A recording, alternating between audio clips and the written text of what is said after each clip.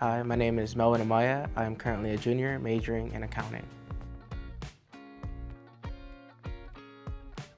One of the things that has been really good to me at the Dunham College of Business has definitely been my advisors and professors. I can't express how many times I've had conversations where I don't know what I was doing, and they went out of their way, whether it was by an email or by an appointment, to talk to me about whether a problem with accounting or whether a problem I was facing in real life. They are always very helpful, very kind, and always willing to help out those who ask.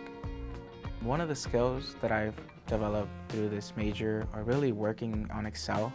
Excel is a big factor in accounting, and working through Excel, using VLOOKUPs, all the different functions, just trying to get down in the niches and find all the details is something that has been given to me by this major.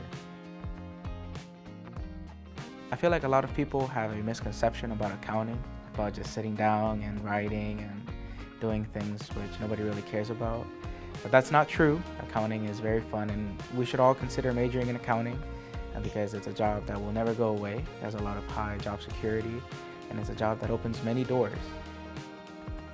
My goal is to have my own accounting firm, God willing, and to help those that come from a similar background as I do achieve their goals and always honor God in everything that I do.